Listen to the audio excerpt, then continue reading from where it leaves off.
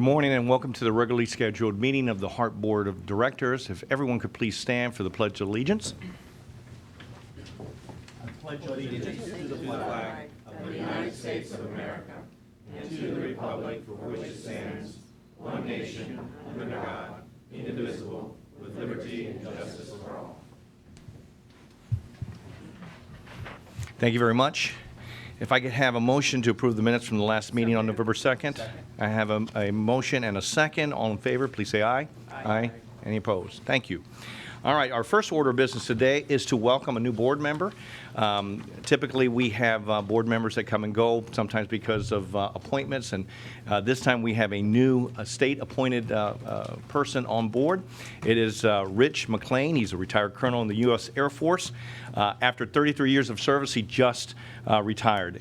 He has recently been working as the commander of the 515 Air Mobility Operations Wing at Hickam Air Force Base, Hawaii. Terrible duty if you can get it. And as commander, he's responsible for Air Mobility Command's air operations in the Pacific, conducting daily operations at 27 different locations within 9 foreign countries. Colonel McLean was not only responsible for supporting 33,000 missions per year, but for the care and well-being of 1,900 plus personnel under his command. He received his commission in the U.S. Air Force via ROTC in 1984. He's a command navigator with over 2,800 flying hours in the KC-135. We're very familiar with those ships that have been at MacDill for some time now. In addition to his wing command, Colonel McLean also commanded the 6th Operational Support Squadron at MacDill Air Force Base. Colonel McLean holds a bachelor's degree in business administration, a master's degree in logistics management, a master's degree in military operational art and science, and a master's degree in strategic studies. He's currently a board member of the Tampa Bay Defense Alliance and has served as the co-chair of the Tampa Hillsborough Economic Development Corporation Defense and Security Task Force. He's currently consulting with Deloitte, and he's the federal lead here, and he's been there since 2012. Welcome aboard. Thank you so much for agreeing to serve. Okay. All right, thank you very much. I'm glad. And Colonel McLean, you'll find that this is a fairly simple and easy thing that we do. We never have any discussions about any important matters. This is a very simple thing. At this point, I'd like to ask for anyone who is a member of the public who'd like to speak. Do we have a list of anyone who'd like to speak? I have nothing written down there. If anyone has not written their name down but still would like to speak, please come forward. I see no one. All right. Our first presentation is on the Title VI program. Mr. Marco Sandusky, our manager at EEO, he's going to come on up and explain what's going on. Marco. Good morning. Thank you for having me. Marco Sandusky, Senior Manager of EEO and Community Programs for HART. This morning, I'm going to provide an overview of our Title VI program. We update our Title VI program every 3 years, and it's that time to submit our update to the Federal Transit Administration of our Title VI program, which is our assurance to provide transit service in a non-discriminatory manner. So we'll jump right in. I'm going to review the federal requirement, talk about our notice and complaint procedures, discuss the language assistance element of the Title VI program, our public participation plan, service standards and policies, and of course the demographics and service profile, which are critical for us to be aware of as part of this Title VI effort. So again, Title VI of the Civil Rights Act ensures that there is no discrimination on the basis of race, color, and national origin in the delivery of transit services. That's very important. And of course, public transit was an important way that the Civil Rights Act was implemented. And so it continues to be a very important compliance element for the Federal Transit Administration and the Department of Transportation. And it's really important for HART to carry out the Title VI program and meet all of the requirements that we have. We have quite a bit of guidance. There are some circulars that the Federal Transit Administration has put out. There are some best practices, in particular around providing language assistance, and we've really availed ourselves of all of those and used those best practices in implementing our Title VI program. Notification is a very important element of Title VI, so we ensure that this notice, which you probably have seen, is posted at all of our work locations. It's at our transit centers, It's at our transfer centers. It's in our route schedules. It's contained a notice on all of our streetcars and buses, notifying the public of their rights under Title VI, how to make a complaint if there is an issue, and a direct contact to me as the EEO officer and the Title VI contact. So one of the key elements of the Title VI program is the provision of language assistance to individuals who are limited English proficient. So individuals who have limited ability to read, write, speak or understand English, and who speak some other language. So we look at data and try to understand our LEP population. Here in Hillsborough County and within our service area, Spanish is an important LEP population, individuals who don't speak English proficiently but speak Spanish. So 9.7% of our service area population is LEP and speaks Spanish. So this is an important area for us to conduct outreach and ensure we're providing notices and information in Spanish. We look with data, so we look at the numbers, but we also try to look at it on a map, understand the geography, not just of our county, but also specifically of our service area, and individuals who are likely to come in contact with our service and utilize our service. We look at that with regard to LEP individuals and individuals who speak Spanish. Here you see a map that shows our routes with the LEP population in the background.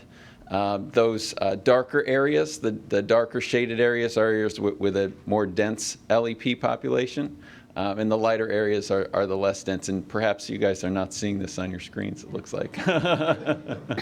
So Marco, if I may, behind tab 2, sub-tab D, there is an awful lot of information related to this, so you should be able to see some of the maps in there. Yeah, many more clearly than on the screen. You'll see the thickness of your board packet is due to our Title VI program. It's important that what you'll see there is the Title VI program and then a lot of appendices, so that there's a lot of data that sort of underpins the Title VI program is important for us to submit. And that's what I'm showing here, are some of those maps and some of the data that we utilize when we're doing our analysis of those limited English proficiency individuals and populations. So with our language assistance program, it's critical that we ensure that we're providing notice to individuals who are limited English proficient and speak another language. So we ensure that individuals know that language assistance is available with a notice, for instance, for public meetings like the HART board meeting, that individuals can ask for language assistance.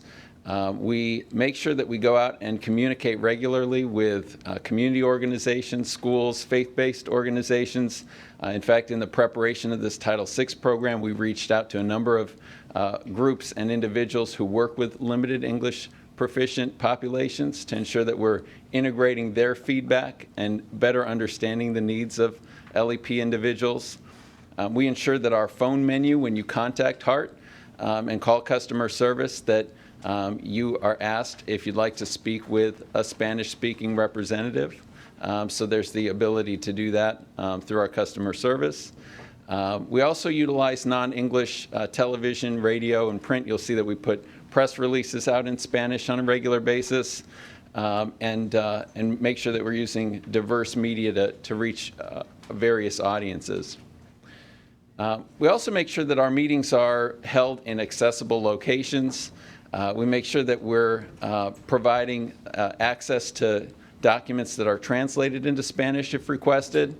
And we're also working on and pursuing a language line that would provide the ability for our customer service agents and even our road supervisors and others who come in contact with individuals who don't speak English but may speak another language, maybe a language beyond Spanish that we don't have a staff person available readily to do a quick interpretation, where we can contact a language line and do interpretation in many other languages, which is, I think, something that would, based on the data, be very helpful to us to ensure that we're communicating with all the individuals who may want to get information about what we're doing.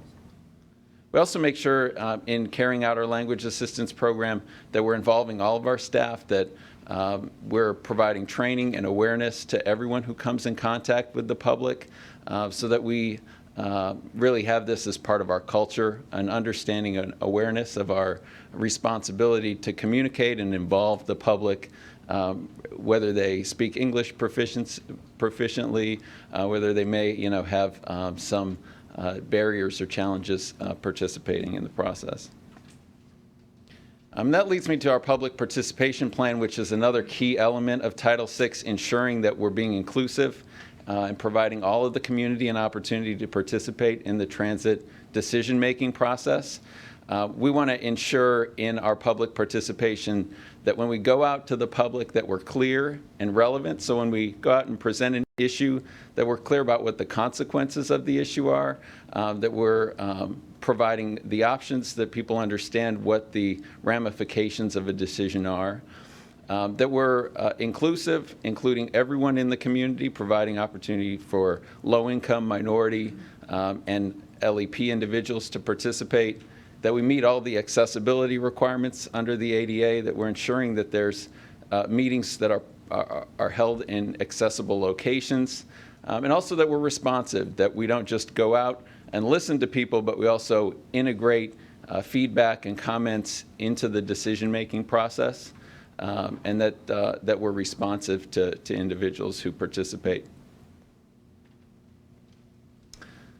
Next are service standards and policies. So in our Title VI program, while we update the program every 3 years and submit it to the FTA, it's critical that we have processes and policies in place to ensure that we're monitoring and carrying out these requirements on a regular basis. So we have a number of service standards. We have standard operating procedures in the organization, which ensure that we're looking at vehicle loads, that we're looking at headways, that we're monitoring on-time performance, service availability, vehicle assignment, and transit amenities. So we're looking at all of these areas. We set standards in these areas, and then we monitor them on a regular basis, looking also at equity across the service area. So for instance, on vehicle assignment, we ensure that we don't send the same vehicles to the same part of our service area all the time. We rotate vehicles through the service area so that newer buses don't go to the same part of the community all the time, but they're really rotated through. When it comes to doing major service changes, we ensure that we conduct the required analyses. We have a definition of a service change that qualifies as major, and that triggers some additional levels of review under Title VI.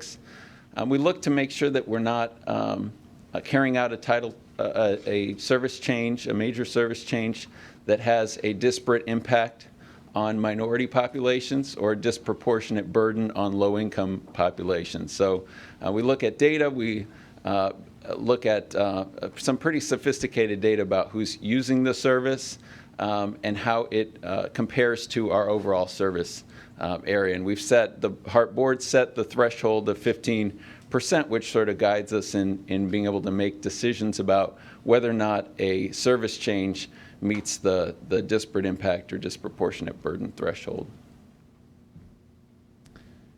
Another example of a service standard that we look at, for instance, are headways.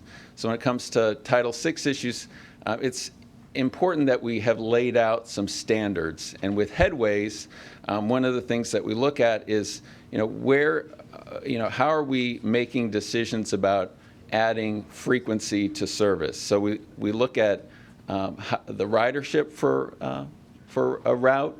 We kind of group our ridership, our routes into ridership, the highest performing, the mid performing, and the lower performing.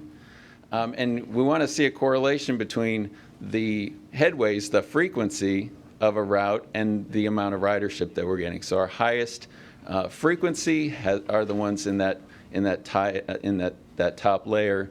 And we look to make improvements to frequency. We typically want to improve frequency on routes that are kind of moving their way up from being lower productivity to mid productivity and moving their way up. So, setting these standards ensures that there's some logic to how we're making decisions about headways and adding frequency. Also with shelter distribution, we're looking to ensure that we have some logic again to where we're adding shelters. We always welcome suggestions and requests from people to add shelters and stops, and people can very easily do that through our website and contacting customer service.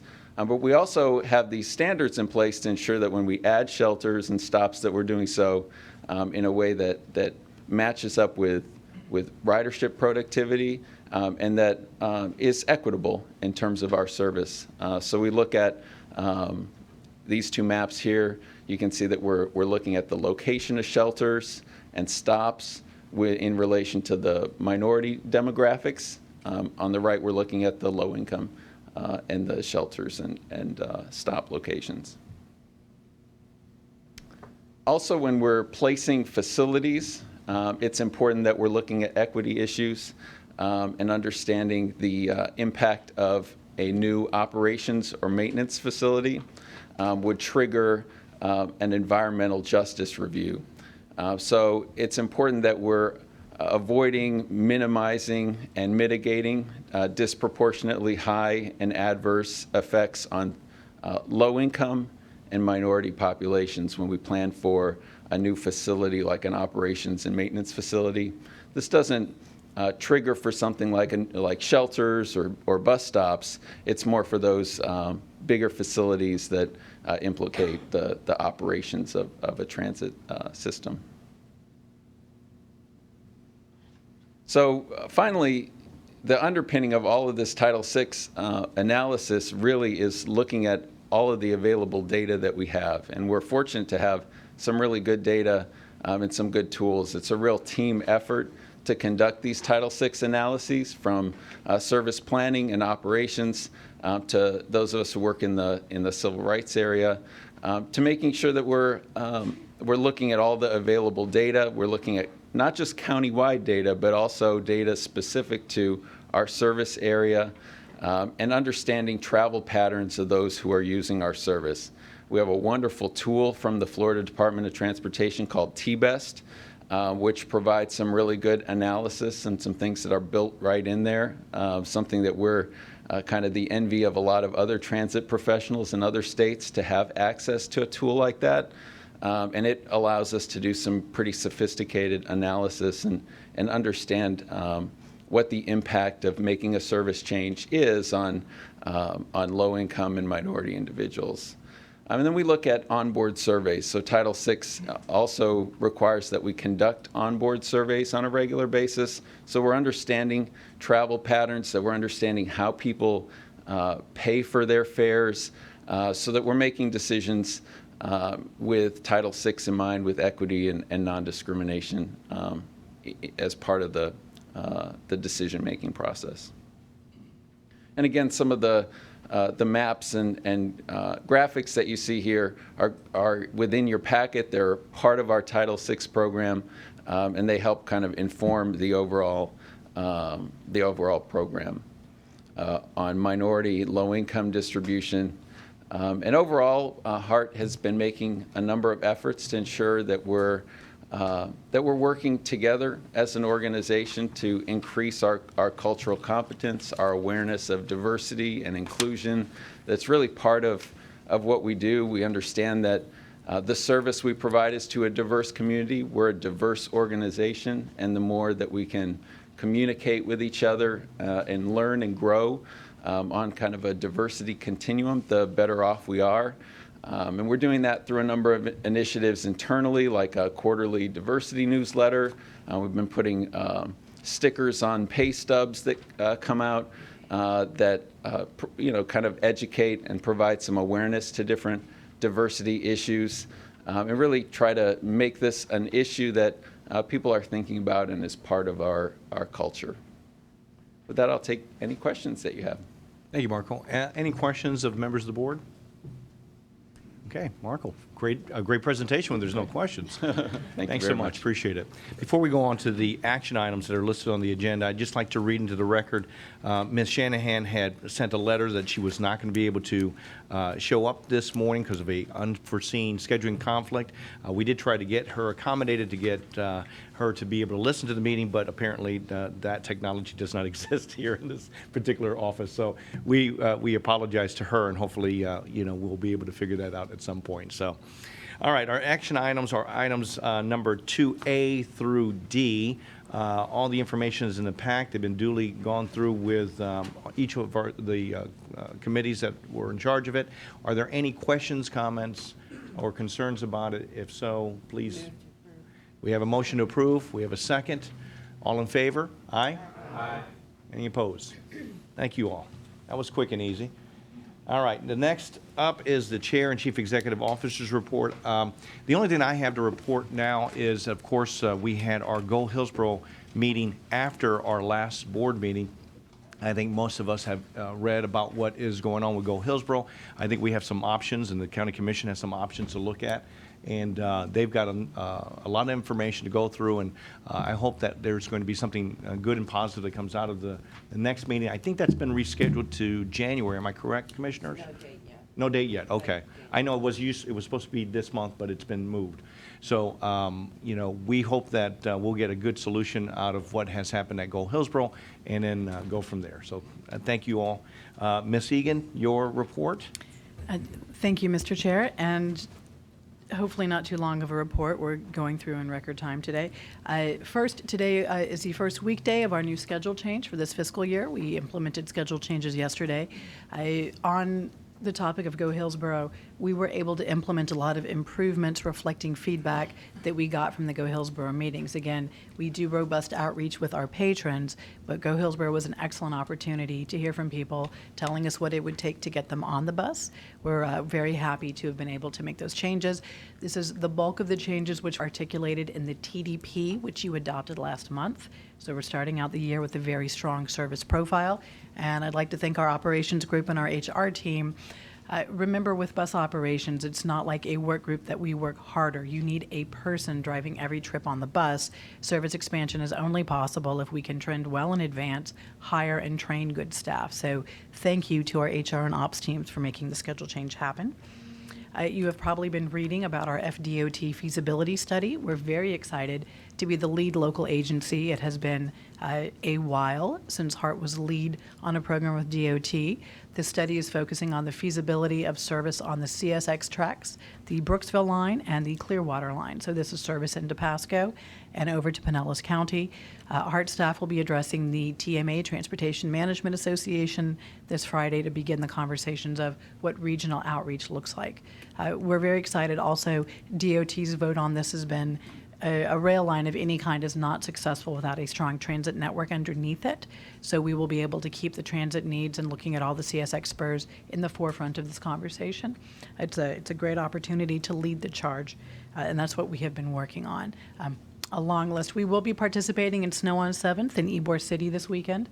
So if you're not there, you will miss a decorated trolley, and I'm sure a couple of our board members in the parade. I'm just guessing. Mm-hmm. We also have a few decorated streetcars out there. It's nice and safe electrically, and they're really pretty. So please go ahead and, if you're in Ybor, go ahead and check us out. Work-wise, we've been doing an awful lot. We participated in November in a job fair for Amazon. When Amazon is fully hired up, thank you, Commissioner Merman, for the connect and the invitation. Amazon will have 5,000 people working there, which I believe will be the building with the single largest employment in the county. So, of course, the base has tens of thousands of jobs, but they're spread out. So we've been working with Amazon to make sure that we are meeting the needs, helping train their folks how to get from point A to point B. And also, what can we do that improves service to Amazon and the growing South Shore area? We've also been meeting with Hillsborough County Schools. Commissioner Beckner has been an advocate for the past year or 2 years to take staycation and make it all year. We, of course, think this is fantastic, but there are liability and work issues that the school board has to look at. So we will be keeping you posted. But ideally, when staycation starts next year, it can keep going. And we're also looking at some creative routing of buses coming out of service on our express trips. Can they get kids home from activities and feed them into the broader network? So not replacing yellow buses, but tying these students in as future patrons into our very strong network and making the parents' lives better. Because frankly, if you don't have to drive the kid, that's where you go. So a really good opportunity for us. Last week, the president signed a transportation authorization bill. You had information in the CEO Weekly. It's the first new bill in 10 years, and somehow proof that Congress can pass bills that will get signed. So we'll take credit with that. We're very excited about the bus and bus discretionary funding in there. We have been talking to you. The last decade's been very challenging for us. The set-asides, which had been there previously to help us get facilities and buses, have disappeared. Now there is an opportunity to get them back. If we're going to grow within our existing budgetary structure, we must get another facility. We cannot overstate this. We can add a Metro Rapid or some rush hour service. And then, to use a December analogy, there is no room in the inn. We cannot accommodate the infrastructure. So in the 2017 budget, we already have a placeholder for a facility study to tell us how to grow between co-opting with county locations. Do we do vans or buses? This is a funding source where we can build this facility and catch up on our fleet replacement, and we will be very aggressive in being the Florida property that gets this first. As long as we get it, we don't care. Someone else goes first, but we are very interested in this. The bill also carved out some new innovative programs and alternative programs funding, and you will hear more about that from future analysis from my next topic, which are some staffing changes. Cesar Hernandez. Cesar, if you'll stand up, please.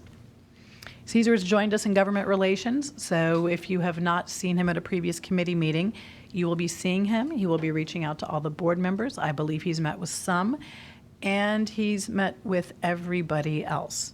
So Cesar's been really very proactive in building our relationships. For instance, the DOT study is adding new relationships in Pinellas and Pasco. So look to hear from Cesar and look to see him being our liaison for issues for Tallahassee and the federal side and Temple Terrace and everywhere in between. So welcome aboard, Cesar. We have an almost employee in the audience today. Lucien, I'm going to get your name wrong. Lucien Campillo? Okay, now you get to stand up. So when Jeff talks to you about all this great stuff going on in the finance department and you think, oh my gosh, this is a lot going on, Lucien will be our new senior project manager. I think you joined officially next Monday, but he's here today to get a snapshot. We're very excited. Lucien's major project is going to be the regional smart card, the Farebox initiative. We are close. Next month, we think we will hammer out an award. We'll see you in committee, then the award in February, and then it's 704 days to showtime. It's an awful lot to do regionally. We are, of course, committed to being a strong regional leader. So, Lucien, welcome aboard, and we look forward to keeping you busy. And our final HR issue, you may have heard through our CEO Weeklies, Michael Stevens is currently at the airport as their general counsel. He has left us. We wish him well, but that leaves us with a gap on staff. So Dara Shinevert, whose hands are full, of course, Dara is our... There we are, interim Chief Business Enterprise and Security Officer. Remember, as a federal grantee, we do need to have a designated security officer, hence the title. And you will be in this capacity as we figure things out. Dara is, of course, also our lead negotiator, and we have 2 contracts which are critical to the success of the organization. So as we are going through negotiations, the IT function has moved to finance. So who knows how much Lucien will have of that, but we have to get these contracts negotiated and successfully. And that has to be a critical focus for this team. So and our final exciting point, thank you, Dara, for stepping up into that role. First mile, last mile solicitation closed last Tuesday. Very excited. Al is giving me the eye. I won't say anything. We had some bids, and that's all I know. They opened last week, but we're looking forward to coming back to you with some really innovative, cutting-edge stuff. We extended the window a month because no one else in the country is doing what we wanted. That could mean we're visionary or we're crazy, and we're going to vote for visionary. But we're looking forward to keeping you posted on this project. You also voted today to award 2 Yellow Cab for paratransit vouchers. That starts the 1st of January. This is a big change for our community as well. Same-day responsive service for our paratransit patrons. We're very excited about that. Final technical note, we are seeing a softening in ridership. We are not alone. This is happening across the country. I was on the phone with the CEO in Charlotte last week to talk about their experience. It is something beyond gas prices, but a lot of us are figuring this out. It's Pinellas, it's Jacksonville, it's everywhere. It really is looking like we may just have had an extremely strong 2014. We're still ahead of where we were in 12 and 13. 14 was very, very strong, but we'll keep you posted. So just if you see this in your board packet, we're ahead of it. And our productivity is still excellent when you look at our metrics. We're at 24.76 passengers per trip, and our metric is 23.8. We're exceeding on that. And just want to close out with a big thank you first to the board for giving us the opportunity to do a lot and do new things this year. We have moved how we think about transit in our community, and that's only been possible with the advocacy of the board and the vision that transportation is vital and is worth investment. We do an excellent job with the resources we have, and we will continue to be the best one van or one bus division in the country. We think our community needs more based on what we hear, and it's with your vision that we're able to do this. We have worked like crazy on a staff level. It's been a huge year for us with a lot of initiatives. Thank you for the support, and we look forward to an exciting 16, guys, if we're ready. So thank you. That's it. Okay. Any questions for, oh, yes, Mr. Jacob. Thank you, Ms. Egan. A couple of things. Can you give us an update on the renovations of the building, where we're at with schedule? I would love to ask Al Burns to do that. Mr. Burns.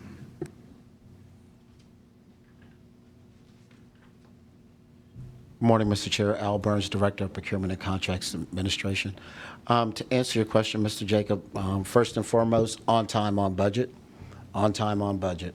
Right now, we just laid the ductwork for all the new HVAC components. I think in 2 weeks, the new HVAC units will be dropped, so 7th Avenue will be closed down one Saturday morning.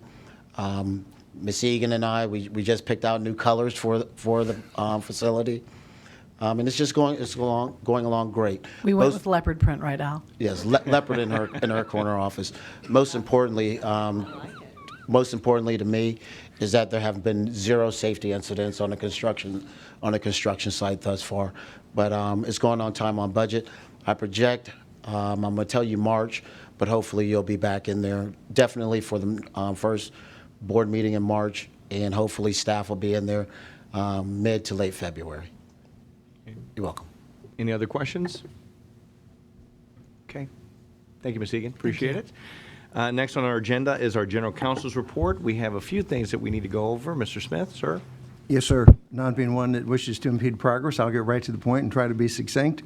There's a good summary in your materials with regard to the evaluation process for the CEO. The CEO has an employment agreement, and pursuant to that agreement, within 6 to 12 weeks of the end of the fiscal year, she is to be evaluated. We are about to begin that process. There's 2 components to the evaluation, as you may recall from those of you who have been here before. There's a subjective evaluation, which is based upon 12 different work traits. Again, that is in your material summarized at page 4.5. You will evaluate those work traits based upon 4 different numbers. I think 4 is outstanding. 3, I don't have it in front of me, but I think 3 is very good. 3 is successful. 2 is needs progress, and 1 is not meeting those requirements. There is another category you can use, and that is, I believe, NO, which means not observed. So you will be getting those forms shortly. The other part of the evaluation is the KPIs, the key performance indicators. That, however, is an objective analysis and is essentially taking the KPIs that you have adopted as a board, looking at the empirical information and indicating whether they have been met or not. And you will have that summary if you don't already. You will be provided again with your evaluation packets. Basically, the process is intended to start in earnest tomorrow, December 8th. The CEO is available for one-on-one consultations if you should desire. We would request that you get your evaluations in by the end of the month, if at all possible. They will be tabulated by staff. That information will be circulated to you.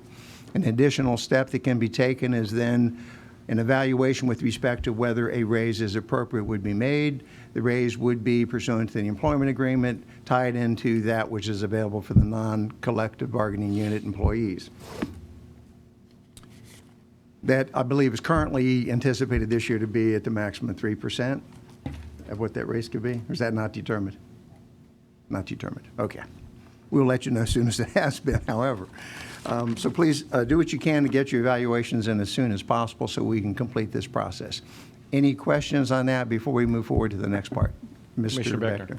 Thank you, Mr. Chair, Mr. Smith. I just wondered, Catherine, you're completing a self-evaluation, is that correct? Yes, sir. We have the accomplishments, which we send out ahead of the evaluation window, and that should be coming out by the end of the day. And that is what has been done historically with CEO evaluations. Yes, sir. Okay. I wouldn't mind, I mean, we've done this and we've changed this process a little bit amongst many of our administrators, is to have you complete the full evaluation, rank yourself, and then send them out to us so we can get your comments about what you think about your performance in the different areas, and then we can respond appropriately. That's a preference of the board? Yeah. Well, I know what I I'll don't be think we doing need to this make a motion afternoon. about that. I think we're fine. Go ahead. Please do. Yes, sir.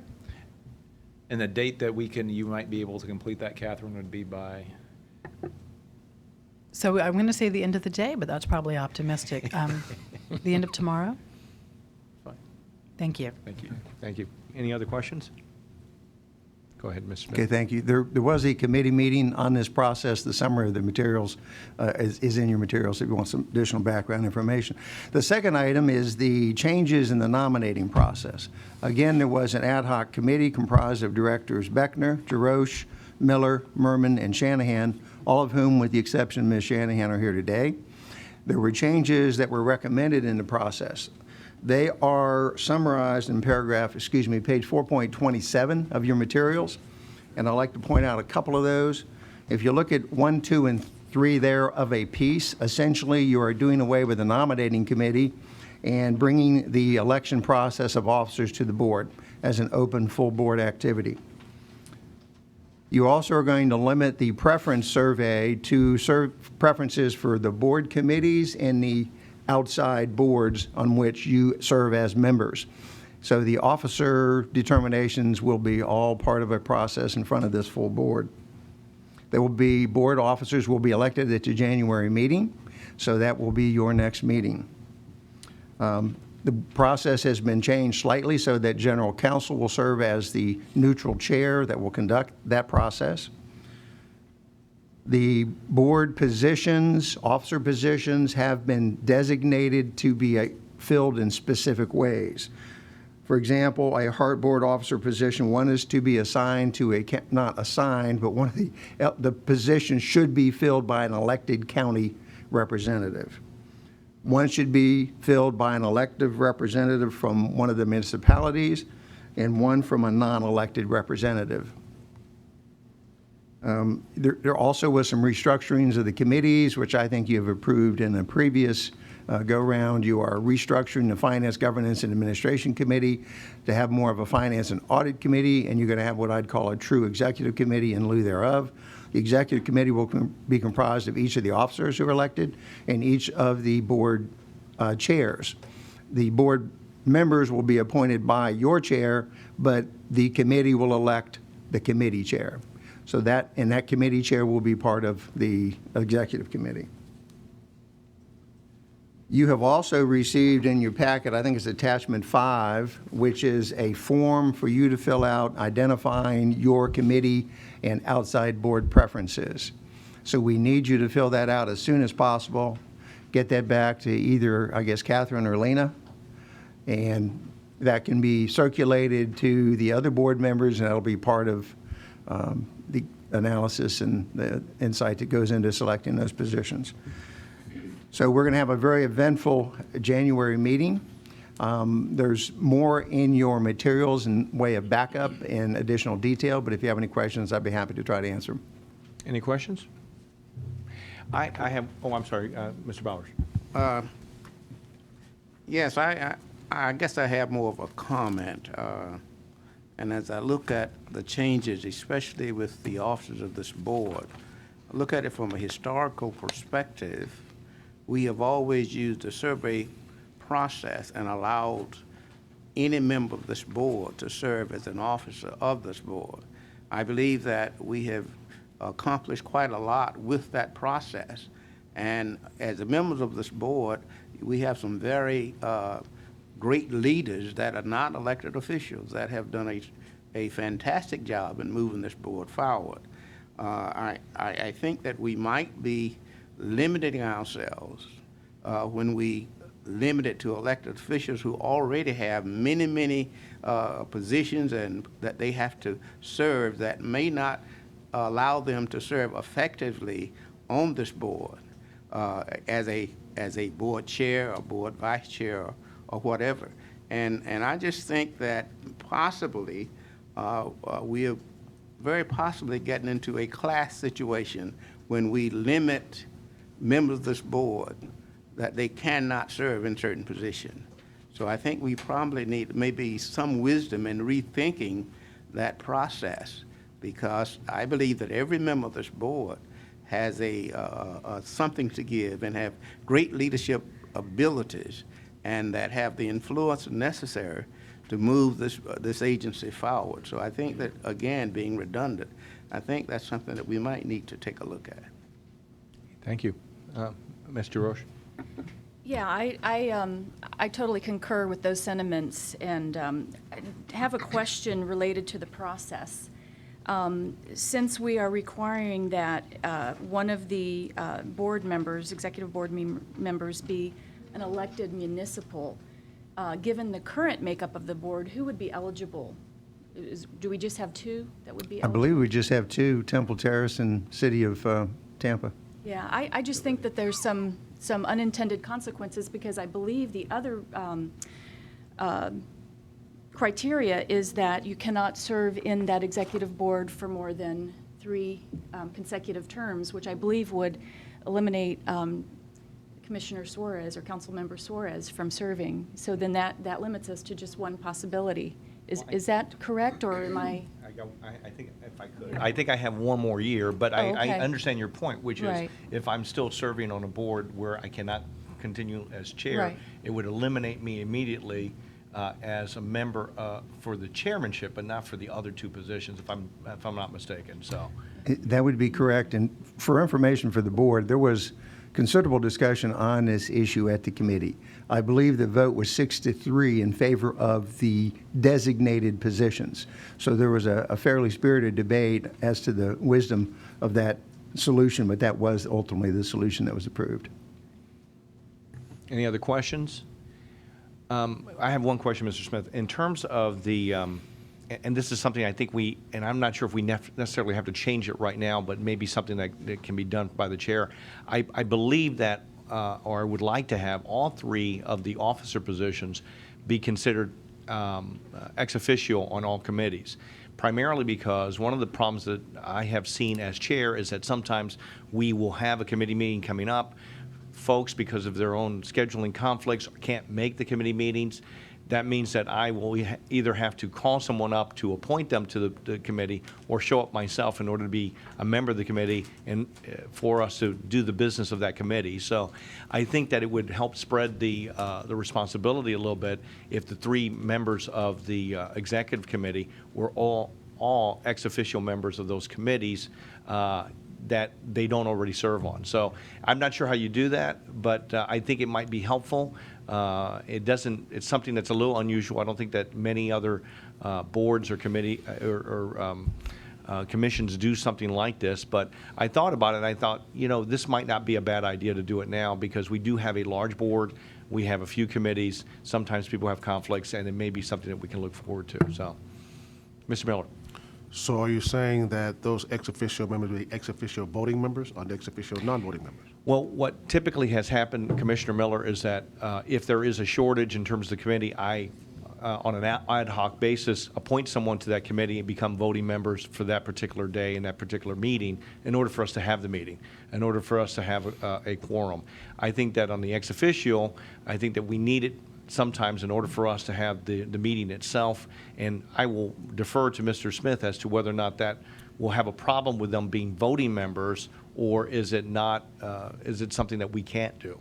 A couple of things. First of all, we are identifying policies that are going to need to be revised by virtue of the changes in the approach. Secondly, we need to determine whether by virtue of their membership on a committee, you change the number of committee members and therefore escalate the quorum requirement. Right. So we need to be careful we don't end up with a negative consequence if I know what you're trying to do, because we have many committee meetings where we're just one person short. So we'll look at the current policies and the issues attendant to that. And Commissioner Miller, I bring it up only because of a practical matter, not as a, in order to change any makeup of each one of the committees. But being chair, it's been difficult sometimes where, my schedule has to be changed because we're having other people who have conflicts, and then I end up being part of that committee or getting someone else to be part of that committee in order for us to do our work. So, the solution is, please, everyone, make sure that you're committed to the meetings and show up when you can. Things arise that we can't help, but at the same time, there may be some process or policy that we can put in place that makes it a little bit easier for us, that's a little bit smoother, and that was just a suggestion. It was not other than, is there a better way of being able to handle this? Well, I understand. My question was just merely if you're going to have an ex officio member, that ex officio member going to be voting or non-voting. I served on another body that was sent out an ex officio voting member from the president or speaker of the House to throw weight around. right. I didn't think you were going to do that. I just No. want to make sure that that person would they be voting or non-voting on Yeah. And again, I don't know. I just wanted to bring it up for Mr. Smith to take a look at so that we can make a decision at some point. And I agree that sometimes people who do become ex officio members tend to want to control what's going on in those committees. I know you've seen it a lot more than I have, but all right. Thank you, Mr. Smith. I also believe the materials contain not only a list of the committees, but I think the anticipated meeting dates. They typically follow a pattern. Is that not correct? So you will be able to have an idea of, if, for example, it happens to be on a county commission date, that's not a good committee for county commissioners to be on. But that should be available for you to look at. I think that's it. Okay. Any other questions for Mr. Smith? Thank you, sir. Appreciate that. Thank you. All right. Okay, we have our committee reports, which are typically in the back of our information on our packets. Please take a look at those if there's anything else. I don't think we have any other reports that are necessary that are verbal that are coming up. The next part of our agenda is any public input. Anyone who's a member of the audience would like to make a comment at this time, you have 3 minutes. If so, please come forward to the podium, state your name and address, and